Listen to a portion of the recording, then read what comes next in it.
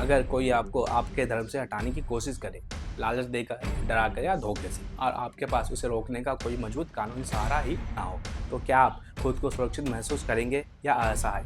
Hello दोस्तों, मैं करण किशोर, आपका स्वागत है हमारे चैनल। आज हम बात करने वाले हैं छत्तीसगढ़ में पास हुए सामूहिक मतांतरण रोधी विधेयक 2026 के उस पहलू पर जिसे कई लोग, खासतौर पर हिंदू समाज के लोग, एक मजबूत सुरक्षा कवच मान रहे हैं। क्या वाकई यह कानून हिंदुओं के लिए फायदेमंद है? क्या यह उनकी धार्मिक पहचान को बचाने के लिए मदद करेगा, या फिर इसके कुछ ऐसे पहलू भी है जिन पर सोचने की जरूरत? आज हम इस पूरे मुद्दे को गहराई से समझेंगे। सबसे पहले समझते हैं कि यह कानून आखिर कहता क्या है। इस कानून का सीधा उद्देश्य है जबरन, लालच देकर या धोखे से कराए जाने वाले धर्म परिवर्तन को रोकथाम। यानी अगर कोई व्यक्ति किसी को पैसे, नौकरी, शादी या किसी भी तरह का फायदा देकर उसका धर्म बदलवाने की कोशिश करता है, तो यह अब एक गंभीर अपराध माना जाएगा। अब अगर हम इसे हिंदू समाज के नज़रिए से देखें तो कई लोग मानते हैं कि यह कानून उनकी धार्मिक पहचान को सुरक्षित रखने में मदद करेगा। खासतौर पर आदिवासी और ग्रामीण इलाकों में अक्सर यह आरोप लगते हैं कि लोगों को आर्थिक या सामाजिक लालच देकर धर्म परिवर्तन कराया जाता है। ऐसी स्थिति में यह कानून एक मजबूत दीवार की तरह काम कर सकता है, ऐसे प्रयासों को रोकने में मदद करेगा। अब बात करते हैं कि सजा के प्रावधानों की, जो इस कानून को और भी सख्त बनाते हैं। अगर कोई व्यक्ति अवैध रूप से धर्म परिवर्तन कराता है तो उसे 7 से 10 साल की जेल और कम से कम 5 लाख रुपए का जुर्माना देना हो।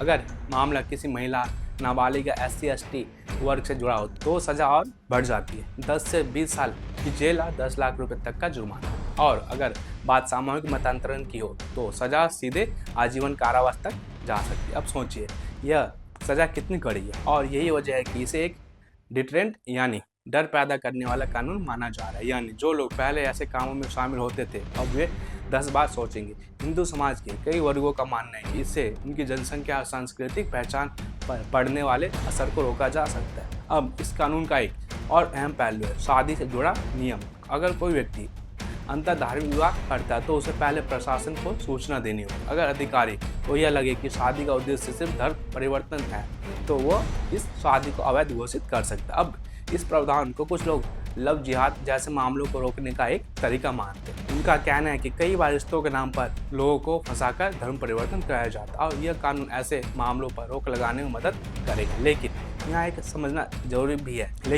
समझना भी जरूरी है कि हर अंतर धार्मिक शादी गलत नहीं होती। कई लोग अपनी मर्जी से बिना किसी दबाव के शादी करते, इसलिए इस कानून का इस्तेमाल संतुलित तरीके से होना बेहद जरूरी है। अब हम इस प्रक्रिया की बात करें तो धर्म परिवर्तन से पहले व्यक्ति को प्रशासन को आवेदन देना हो, 30 दिन तक जांच होगी और यह सुनिश्चित किया जाएगा कि धर्म परिवर्तन पूरी तरह सुरक्षा से हो रहा है। यह प्रावधान उन लोगों के लिए एक सुरक्षा कवच बन सकता है जो किसी दबाव में आकर गलत फैसला लेने वाले होते हैं। अब बात करते हैं कि इस कानून के सामाजिक प्रभाव की। हिंदू समाज के एक बड़े वर्ग का मानना है कि इससे धार्मिक संतुलन बना रहे, लोग अपनी परंपराओं और संस्कृति के प्रति ज़्यादा जागरूक होंगे और बाहरी प्रभावों में से बच पाएंगे। लेकिन दूसरी तरफ कुछ लोग ये भी कहते हैं कि कानून जितना सख्त होता है उसका दुरुपयोग होने की संभावना भी उतनी ही बढ़ जाती है। अगर किसी ने व्यक्तिगत दुश्मनी से झूठा आरोप लगा दिया तो निर्दोष व्यक्ति भी फंस सकते हैं, इसलिए इस कानून के साथ जिम्मेदारी भी उतनी ही जरूरी है। अब अगर हम इसे एक बड़े नज़रिए से देखें तो यह सिर्फ हिंदू या किसी एक धर्म की बात नहीं, यह कानून हर उस व्यक्ति के लिए जो अपने धर्म को अपनी मर्जी से मानना चाहता है बिना किसी दबाव के। हाँ, यह जरूर है कि जिन इलाकों में धर्म परिवर्तनों को लेकर ज़्यादा विवाद रहे, यहाँ इसे ज़्यादा समर्थन मिल रहा है। अब सबसे बड़ा सवाल, क्या यह कानून वाकई हिंदुओं के लिए अच्छा है? अगर आप इसे सुरक्षा और सुरक्षण के नज़रिए से देखते हैं तो हाँ, यह कानून एक मजबूत ढाल की तरह काम कर सकता है। यह उन लोगों को रोक सकता है जो धोखे या लालच से धर्म परिवर्तन कराते हैं। लेकिन अगर आप इसे व्यक्तिगत स्वतंत्रता के नज़रिए से देखते हैं तो इसमें कुछ ऐसे प्रावधान भी है जो चिंता पैदा कर सकते हैं, जैसे सरकारी अनुमति, जांच प्रक्रिया और शादी में दखल। और यही इस मुद्दे की सबसे बड़ी सच्चाई है।